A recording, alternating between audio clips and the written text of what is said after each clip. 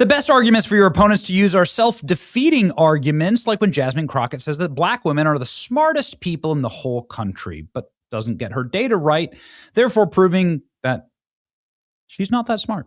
Jasmine Crockett says black women are the most educated demographic in the country. That's interesting. Jasmine Crockett complaining. It's going to come as a shock to you. Using a lot of words, making many sentences, and complaining about black women and saying that they're the most educated group, but somehow they're the most unemployed group. Why could that be? Whether you need to talk to any and everybody about voting, because as they have the conversation about a monolith, no, we are not a monolith, but certain things apply to all of us. Number one, when they decided to go after quote unquote DEI, black women, the most educated demographic in this country, somehow ended up the most unemployed out of everyone. Like that is whether you, I'm just saying there are certain targets that don't miss any of us, no matter who we think we are. And as the next thing that a lot of you will most likely participate in will be the press conference from my big brother, Ben Crump. Let me be clear about something. The way that they investigate the travesties that happen to us, that is not something that only certain people endure. We are a monolith when we end up being targeted by law enforcement, or when we end up being disrespected as victims and there is no investigation. Nothing she's saying even makes any sense. Again, it's a self-defeating argument. We're so smart. Why is nobody employing us? But even the statistic that she's using is, of course, wrong. That's not, of course, to even begin to scratch the surface of like all of the other decisions that black women make on average that are very, very poor decisions. Like approximately 70% of births to black women in the United States occur outside of marriage. Well, it's like so 68.6% of births to black mothers were outside of marriage. 70% with no dads and no family structure. You understand, like, if that's the number one leading indicator about where you're going to be societally in life, what's the future of your life, is whether you have a married family at home with parents earning incomes and a stable household. So, like, you can educate people all you want. If 70% of your population is having children with no dad and no family structure and no home structure, and you're on welfare and EBT and government housing and Section 8, then guess what you've done to the child? You can have as many worthless HBCU degrees as you want. And oh, by the way, the entire argument is stupid because it's fake. She says, black women are the most educated in the country, she says. Black women are the most educated demographic. That's like patently untrue. Here we go. Okay, so Asians were far more educated. I'll show you. This is the American Council on Education. Black, you have master's degree, 8%, professional degree, 1%, doctoral degree, 1%. Hispanics, slightly less when it comes to master's, professional, or doctoral degree. Native Hawaiians have twice as many doctoral degrees and more master's degrees. Asians blow them out of the water. 19% have master's degree, and then they're triple and double with professional degrees. And whites do the exact same, right? Higher percentages of master's, professional, and doctoral degree. So I don't even care how she flips the data here. She's just completely wrong. Just put the fries in the bag, lady. That's exactly right. Statistically, this is, of course, false. But then question the narrative asking, like, why are they getting educated? And then they're the most unemployed. So let's say this was true. Because black women are the most unemployed. Well, why is that? Is there a direct correlation? Is there something societally wrong? Is there something that we need to fix culturally, perhaps, when it comes to black women in America, which make up only 2% of America?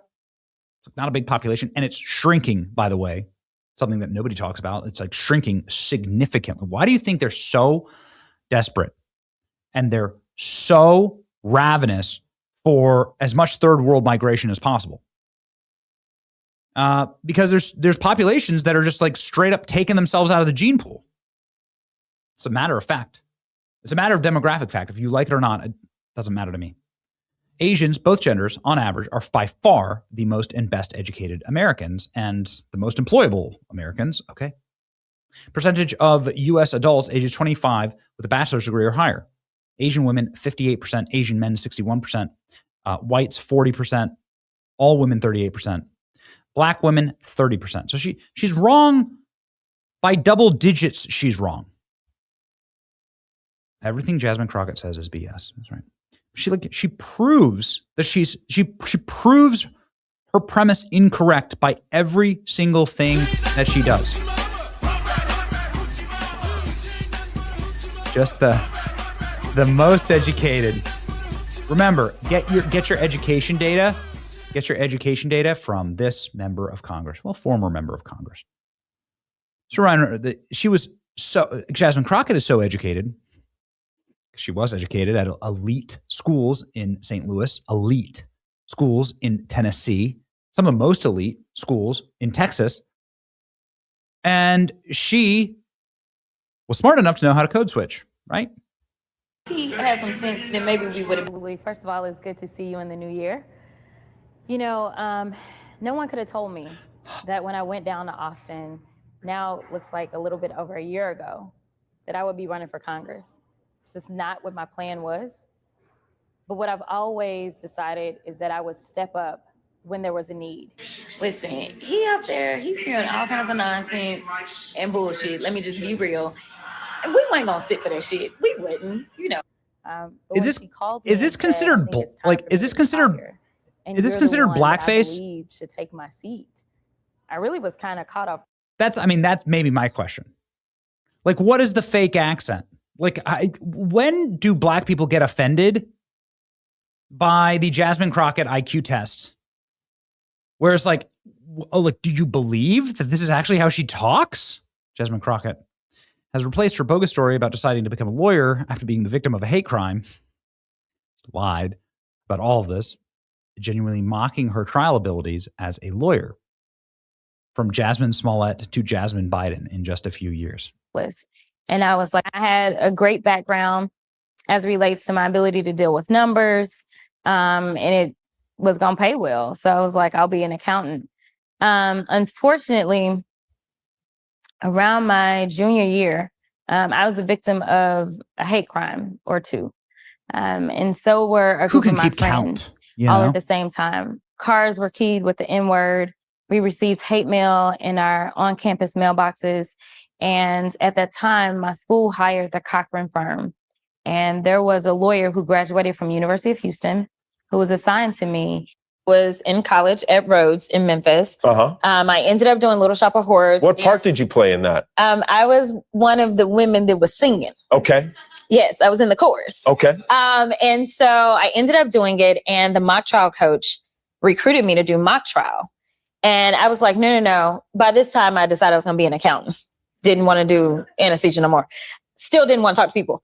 So then he goes, no, you should do mock trial. And I said, that's for the kids going to law school. Long story short, he recruits me.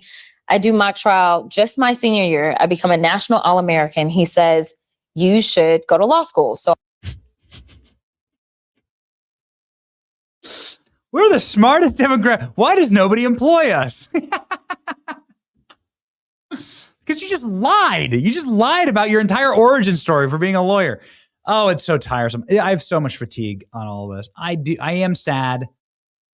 Don't judge me for this, but I am a little bit sad that we're not going to see Jazz walking through the halls of Congress any longer. Okay? Just call me nostalgic. All right? Those are the good old days. It's your boy Benny. Like, share, and subscribe.